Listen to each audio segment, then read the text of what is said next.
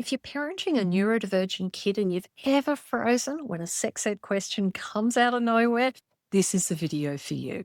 Especially if you're parenting an autistic child who asks very direct questions or asks once, gets an awkward response, and never brings it up again.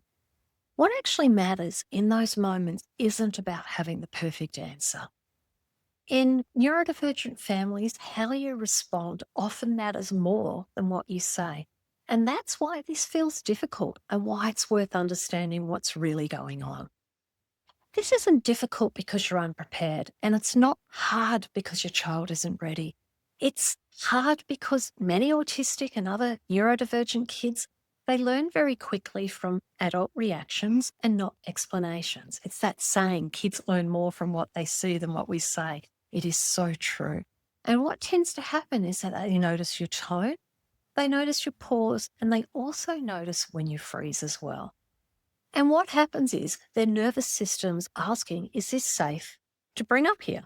Or is it safe to talk about this? And often they decide that after one interaction. So that's not about being fragile, it's about fast learning, which is why being askable matters much more than being correct as parents. Now, when kids ask sex ed questions, they're not just asking for information.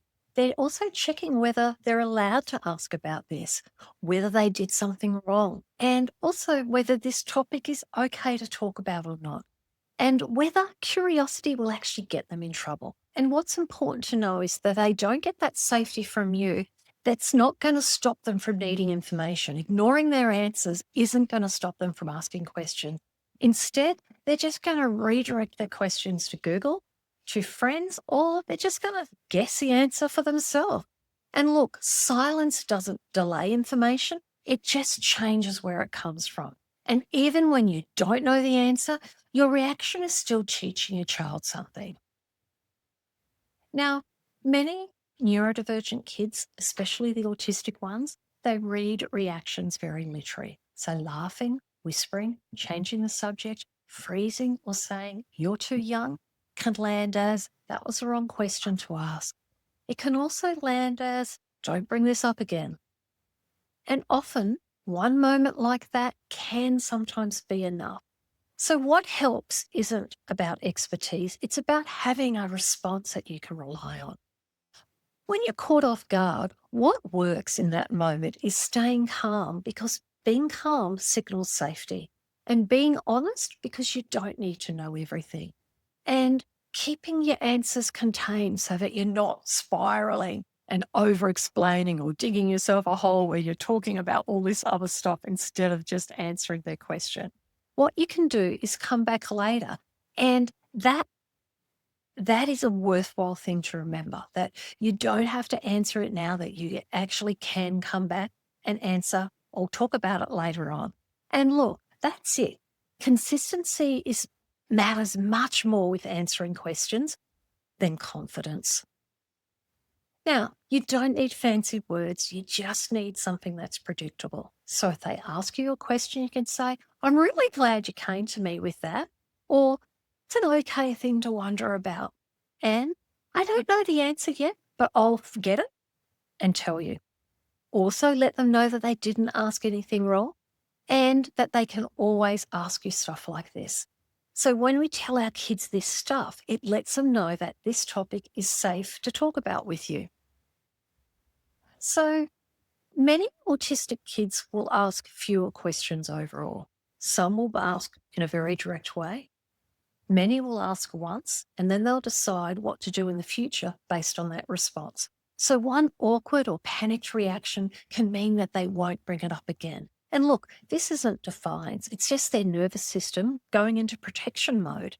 And while I'm naming autistic kids here in this video, this also applies to many other neurodivergent kids or kids with ADHD as well, because many of the traits are the same.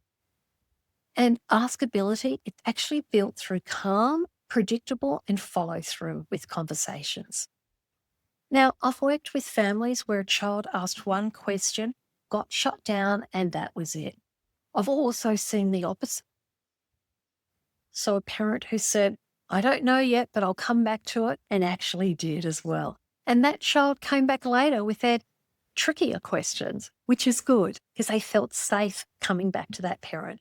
Now, the reason they came back wasn't because the parent gave the perfect answer, but they came back because it was safe.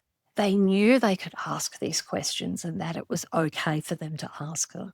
And that, at the end of the day, that's the goal that we're working towards. Our kids feeling safe to turn to us. So, I'd like you to choose one calm sentence that you'll use when you're caught off guard and practice it out loud and use it every time. And remember that you don't have to answer those questions then and there. So you might say something like, "Oh, that's a great question. Look, I don't know the answer to that, but how about I get back to you on the weekend, or I get back to you after I've finished cooking dinner." Um, and I just want to point out that coming back is really, really important. If you consistently forget to get back to them with the answer, that gives them that unspoken message that you're not willing to talk about this. So it's okay to forget occasionally, but you do need to make a habit of going back. What I used to do was, because I'm terribly forgetful, I would say to my kids, "That's a really good question, but I'm driving and I can guarantee I'll forget that you asked me that question when we get home. So how about you ask me when we get home so I don't forget to answer it?" And that worked really well for us as a family. So again, you don't need to know everything. It's just about staying askable. Now, if you want the bigger picture, the next video to watch is my overview of sex education for neurodivergent kids. It actually covers what sex ed actually is, what it isn't, and how to make it doable over time. And that video's linked on the screen. And please keep on talking.